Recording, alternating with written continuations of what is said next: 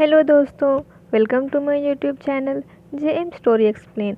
आज जो मैं स्टोरी एक्सप्लेन करने वाली हूँ वो कोरियन ड्रामा 1% ऑफ समथिंग का 7th एपिसोड है।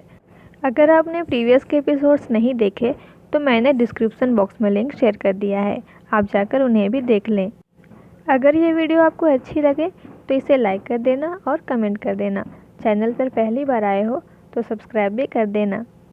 एपिसोड 7 की शुरुआत में दिखाया जाता है दायून जेन के हाथ में गुड स्टैम्प लगाती है और जेन के सर पर हाथ फेरते हुए कहती है, तुमने बहुत अच्छा किया। वहाँ कुछ बच्चे स्केटिंग कर रहे थे। दायून उन बच्चों को देखकर जेन से कहती है, चलो हम भी स्केटिंग करते हैं।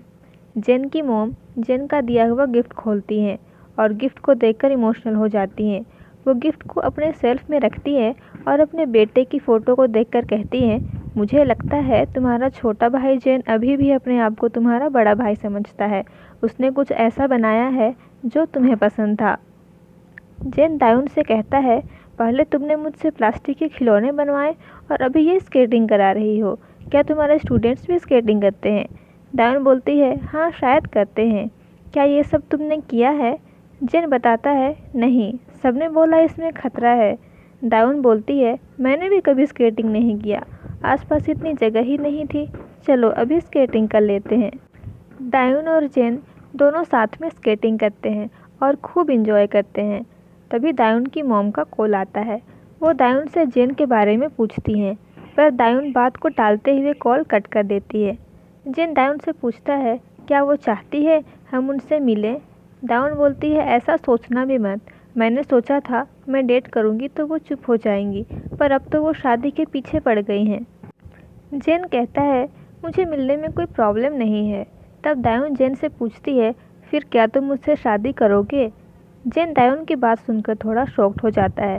तब दायून हंसते हुए कहती है, तुम घबरा गए थे ना, मेरी बातों पर ध्यान मत दो। मुझे पता है हम दोनों कभी शादी नहीं कर सकते। जेन वापस घर आता है और दायून की कही बातों को याद करता है।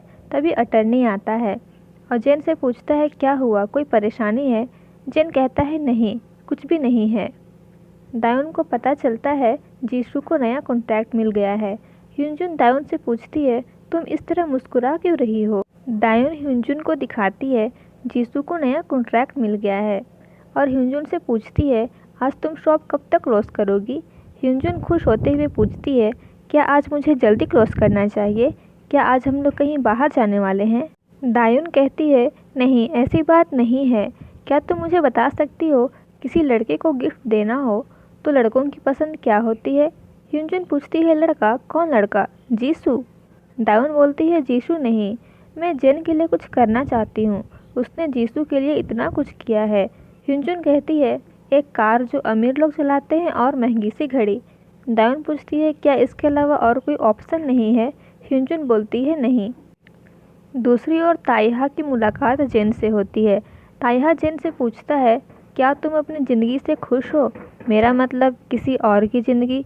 जेन ताइहा के सवाल का जवाब देते हुए कहता है, ऐसा कहने का हक नहीं है तुम्हें। मैं एसएच ग्रुप का वारिस हूँ ली जेन। मैंने अपना नाम, अपनी स्टेटस कभी नहीं खोई है। मुझे नहीं लगता मैं किसी और की ज़िंदगी जी रहा हूँ। चाहे कोई कुछ भी बोले, मैं वही करता हूँ जो मेरा मन करता है। काश ये मैं तुम्हारे लिए बोल पाता। और अगर मेरे बराबर आना है तो सबसे पहले अपने पापा का हाथ छोड़ो और अपनी माँ की बातें सुनना बंद करो। जिस दिन तुम ये काम कर लोगे उस दिन मैं तुम्हें अपने बराबर समझूंगा। ऐसा कहकर जेन वहाँ से चला जाता है। ताइहा को खबर मिलती है दायून एसएच मॉल में ही है। वो दायून को देख लेता है।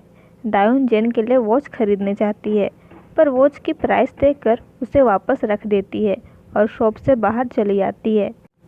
तभी एक छोटी बच्ची रोते हुए दायून के पास आती है।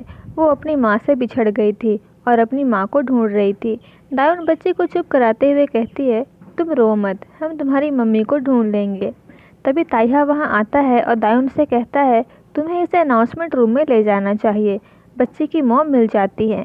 दायून ताइहा को थैंक्स कहती है और वहाँ से जाती है। ताइहा दायून को रोकते हुए कहता है, मुझे खुशी होगी अगर आप मेरे साथ खाना खाएंगी। दरअसल मैं इस मॉल का एम्प्लॉई हूँ।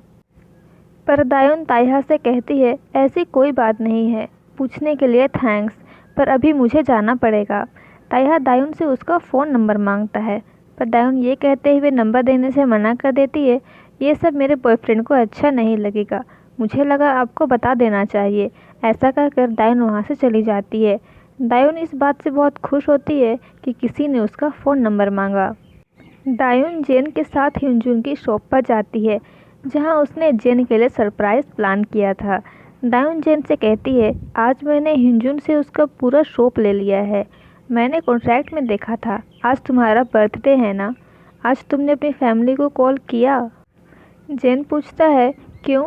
उनसे ये कहूँ कि आज मेरा बर्थडे है इसलिए मुझे गिफ्ट दो, कितना वाहियात लगेगा। दायून बोलती है, अरे इस उम्र में कोई गिफ्ट थोड़ी मांगता है, तुम बच्चे थोड़ी हो, तुम्हें उनका शुक्रिया अदा करना चाहिए, उन्होंने तुम्हें जन्म दिया, तुम्हें बड़ा किया। दायून जेन के लिए बर्थडे केक लेकर आती है। जेन अपने बचपन की कुछ यादों को याद करता है। उस दिन जेन का बर्थडे था, उसी दिन जेन के भाई की डेथ हो गई थी। जेन को इस तरह कहीं खोया हुआ देखकर दायून कहती है, अब कैंडल बुझाओ, इससे पहले कभी केक नहीं काटा। जेन कैंडल बुझाता है और कहता है, नहीं बस बहुत दिन हो गए।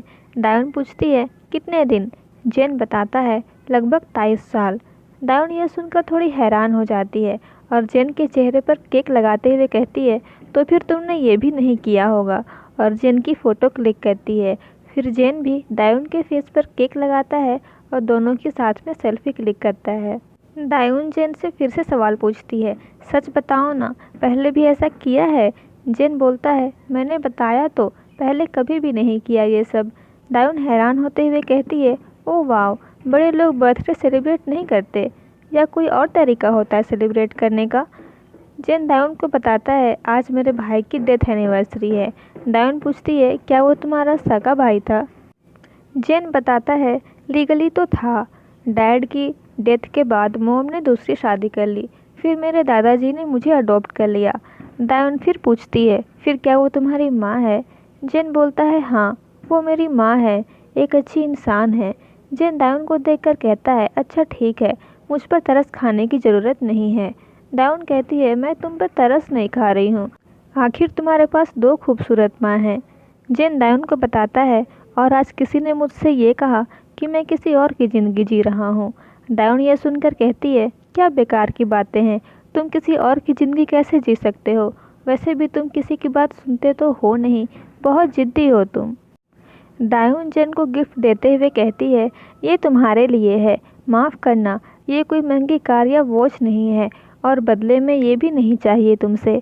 जेन दायून से कहता है, मेरे पास ये सब चीज़ें ऑलरेडी हैं, और तुम्हें किसने कहा मुझे ये सब चाहिए?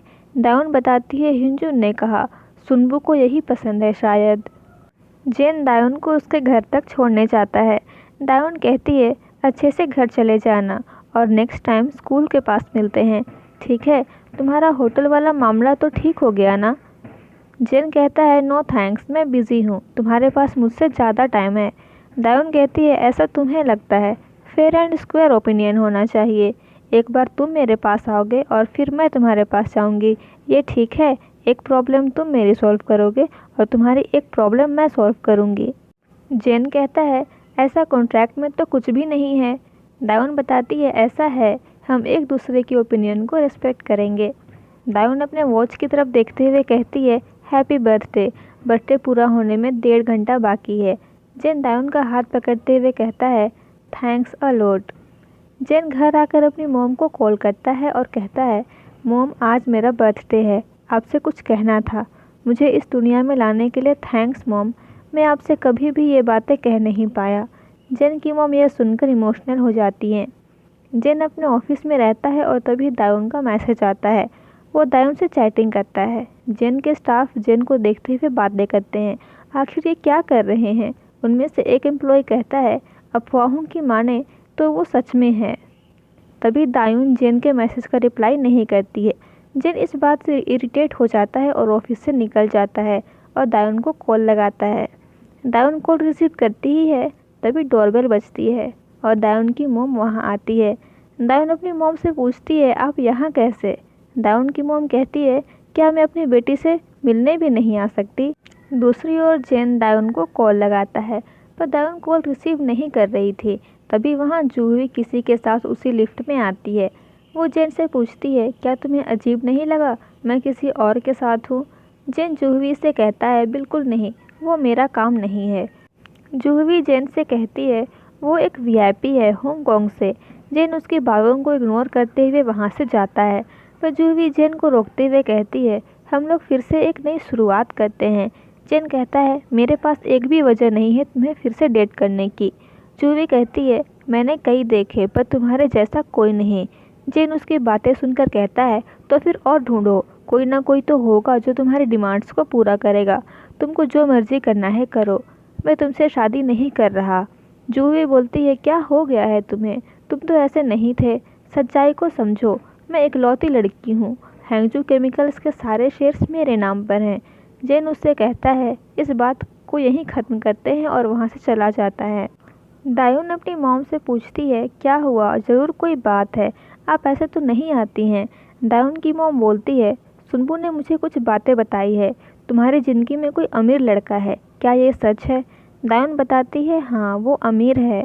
दायून की मॉम दायून को डांटते हुए कहती है, डाडा क्या तुम पागल हो गई हो, क्या बेवकूफ़ी है ये? दायून अपनी मॉम को बोलती है, चिंता मत कीजिए मॉम, ये मैं किसी और के लिए कर रही हूँ, ये मैं जीशू के लिए कर रही हूँ। हम बस 6 महीने के लिए साथ हैं, उसने हमारे स्कूल के लिए बहुत कुछ किया है, मैं उनके लिए इतना तो कर सकती हूँ ना। दायून की मॉम दायून को फिर से डांटते हुए कहती है, कैसे भरोसा करूँ मैं तुम्हारा, बंद करो ये सब, मैं जीशू के लिए तुम्हारे डैड से बात करूँगी। दायून कहती है, डैड ये सब नहीं कर पाएंगे और मैंने एक कॉन्ट्रैक्ट भी साइन कर लिया है। दायून की मॉम ये सुनकर कहती है, तुम कोई कॉन्ट्रैक्ट कैसे साइन कर सकती हो? दायून अपनी मॉम से कहती है, मॉम आपको सच में लगता है कि मैं किसी को डेट करूँगी? उस लड़के को वैसे भी मुझसे शादी करने में कोई इंटरेस्ट नहीं है, क्या मैं अब किसी से मिल भी नहीं सकती? ये सिर्फ एक बिजनेस है। दायून की मॉम पूछती है, ये बिजनेस है, तुम्हें भरोसा है इस पर?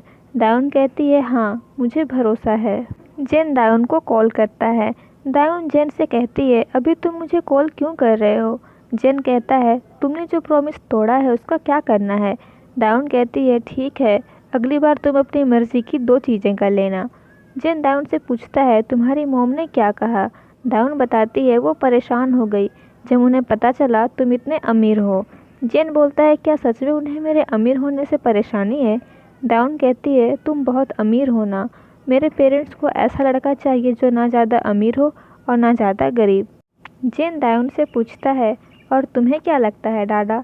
दायून बोलती है, मुझे क्या लगेगा, हमारे ब्रेकअप के बाद मैं किसी और अमीर लड़के से मिलूँगी या नहीं? तभी दायून की मॉम दायून को बुलाती हैं। दायून कॉल कट कर देती है। जेन दायून की बातें सुनकर कहता है, ये तो ऑलरेडी मुझसे ब्रेकअप करने का सोच रही है। दायून की मॉम दायून से कहती है, तुम उससे घर बुलाओ, मैं उसे देखना चाहती हूँ ताकि भरोसा कर सकूँ उस पर दायून कहती है, मैंने कहा ना, बस बिजनेस है, और अगर आप इतना सोचेंगी तो सच में ऐसा लगेगा हम लोग डेट कर रहे हैं। आप यही चाहती हैं क्या?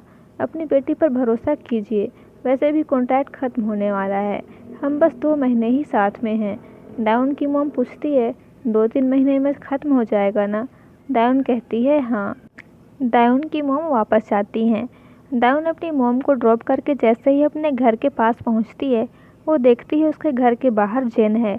वो जेन से पूछती है, तुम यहाँ क्या कर रहे हो? तुम किसी और से मिलने आए थे क्या? जेन बोलता है, मैं तुम्हारी मॉम से मिलने आया हूँ। दायून कहती है, प्लीज़ यह कहकर डराओ मत, उन्हें तो ये भी विश्वास नहीं है कि ये बिजनेस है, अगर उन्होंने तुम्हें देख लिया तो वो सच में बेहोश हो जाएंगी। जेन कहता है, बिजनेस?